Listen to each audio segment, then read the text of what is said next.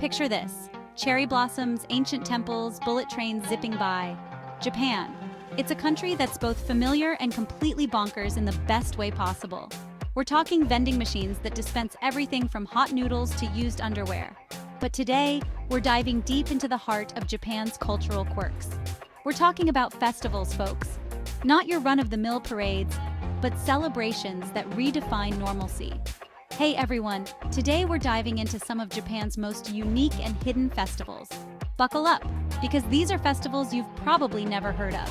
So grab your Japanese phrasebook, pack your sense of adventure, and maybe a hazmat suit, because things are about to get weird. This is a deep dive into the soul of a nation that knows how to party like nowhere else on Earth. First up, we're heading to the northern reaches of Honshu, Japan's largest island, to a place called Aomori. Aomori is known for a few things: apples, stunning scenery, and a festival so visually insane it'll make Times Square on New Year's Eve look like a Quaker meeting. I'm talking, of course, about the Nebuta Matsuri. Imagine this: it's August, the air is thick with anticipation, and suddenly, bam! Giant illuminated floats, some as tall as a 3-story building, come parading down the street. We're talking warriors, demons, mythical creatures, all crafted with an attention to detail that would make Michelangelo weep into his chisel. These aren't your grandma's Thanksgiving Day parade floats, folks. These things are massive, intricate works of art, lit up from within like a rave in a paper lantern factory. The history of this festival is a bit murky, shrouded in the mists of time and sake fumes.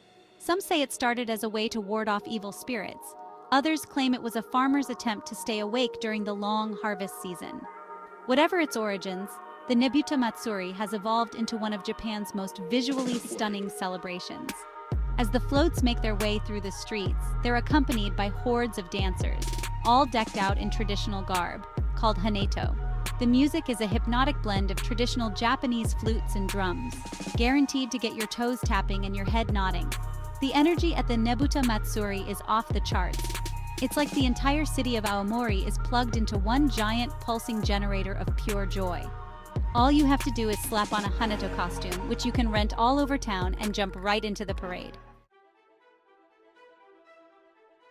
Okay folks, buckle up for this one, because we're about to get naked. Well, not literally, but pretty darn close. From the land of giant glowing floats, we're heading south to the Okayama Prefecture for a festival that's not for the faint of heart, or the easily chilled. Get ready to experience the unique cultural phenomenon that is the Hadaka Matsuri, also known as the Naked Festival. The Hadaka Matsuri is actually a centuries-old tradition, deeply rooted in Shinto purification rituals. Imagine this. It's a frigid February night, the kind of cold that bites through your layers and makes you question your life choices. Suddenly, thousands of men, clad only in loincloths and headbands, come charging out of the darkness, their breath forming icy clouds in the air. The goal? To grab a pair of sacred sticks thrown by a priest into the throng. These sticks are said to bring good luck and prosperity to whoever catches them. The origins of the Hadaka Matsuri can be traced back to the 16th century, where it started as a ritual to pray for a bountiful harvest. The highlight of the Hadaka Matsuri is undoubtedly the moment when the priest throws the sacred sticks into the crowd. The lucky guy who manages to snag one of these sticks is considered to be blessed for the year. All right, pyromaniacs and lovers of all things sparkly, this one's for you. From the chilly chaos of the Hadaka Matsuri, we're transporting ourselves to the shores of Lake Kasumigaura, just outside of Tokyo, for a festival that's a feast for the eyes and ears. The Tsuchiura All-Japan Fireworks Competition. This isn't your backyard 4th of July barbecue, folks. This is a full-blown, no-holds-barred battle royale of the best firework artisans in all of Japan. We're talking intricate, choreographed displays that'll make you question the laws of physics and leave you humming the 1812 overture for weeks. Held every autumn on the shores of Lake Kasumigaura, this festival isn't just about blowing stuff up, though they do that exceptionally well.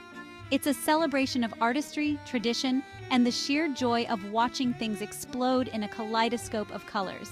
The competition itself is fierce, with teams from all over Japan vying for the coveted title of Fireworks Meister. They spend months, sometimes years, designing and crafting their displays, each one a testament to their skill and creativity. Families, couples, groups of friends all gathered together, their eyes fixed on the sky, sharing in the awe and wonder of these fleeting moments of beauty. So if you're ever in Japan in the fall, do yourself a favor and check out the Tsuchiura All Japan Fireworks Competition.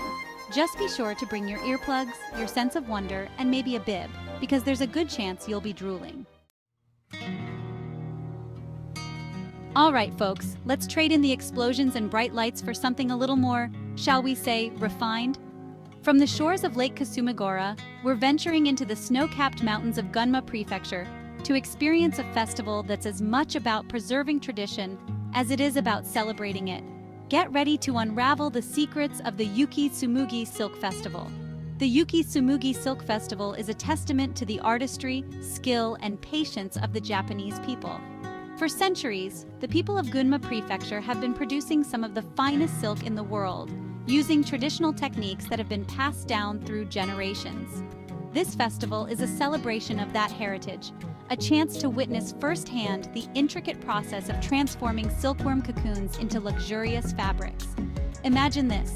You're surrounded by snow-covered mountains, the air crisp and clean. You step inside a traditional Japanese house, the smell of wood smoke and something subtly sweet filling your nostrils.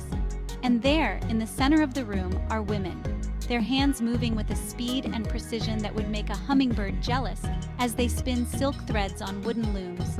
The sound of the looms, a rhythmic clacking that echoes through the room, is mesmerizing, almost hypnotic. The Yuki-Tsumugi silk itself is prized for its warmth, durability, and unique texture. During the festival, you can try your hand at spinning silk, learn about the history of Yuki-Tsumugi, and even purchase some of this exquisite fabric to take home with you. So, if you're looking for a festival that's a little off the beaten path, a celebration of tradition, artistry, and the simple beauty of handcrafted goods, then add the Yuki-Tsumugi Silk Festival to your list. Hold on to your hats, folks, because we're ending our journey with a bang, or rather, a dance.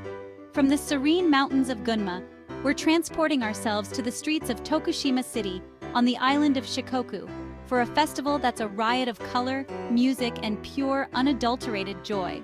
The AWA Odori. Imagine thousands of people all decked out in vibrant traditional costumes dancing through the streets like there's no tomorrow.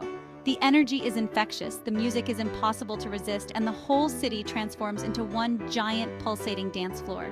The AWA Odori is more than just a dance, it's a celebration of life, a way to let loose, forget your troubles, and just move your body to the rhythm. It's like a giant, synchronized dance party that's been going on for over 400 years. The origins of the AWA Odori can be traced back to the Edo period, where it's said to have started as a way for the local lords to celebrate the completion of Tokushima Castle. Over the centuries, it's evolved into one of Japan's most famous and beloved festivals, drawing visitors from all over the world. But what really sets the AWA Odori apart is the sheer joy and abandon with which people dance. There are no stuffy rules, no judgment, just pure, unadulterated expression. The costumes are a sight to behold, a kaleidoscope of colors and patterns that would make a peacock jealous. The AWA Odori takes place over 4 days and nights during the Obon Festival in August, and the energy never seems to let up. So, if you're looking for a festival that's a true feast for the senses, a celebration of life and a chance to dance like nobody's watching, even though they totally are, then the AWA Odori is calling your name. So there you have it, folks, a whirlwind tour of some of Japan's most unique and unforgettable festivals. From giant glowing floats to men in loincloths, from exploding chrysanthemums to the hypnotic rhythm of traditional drums, Japan knows how to throw a party like no other country on earth. I hope you enjoyed this peek into some of Japan's lesser-known festivals. If you ever get a chance, I highly recommend experiencing these incredible events firsthand. Don't forget to like, subscribe, and hit that notification bell for more adventures. Sayonara! And hey, if you've got any stories about weird and wonderful festivals from around the world, be sure to share them in the comments below. You know me, I'm always up for a good time, especially if it involves questionable local delicacies and questionable dance moves. Until next time, stay curious, my friends.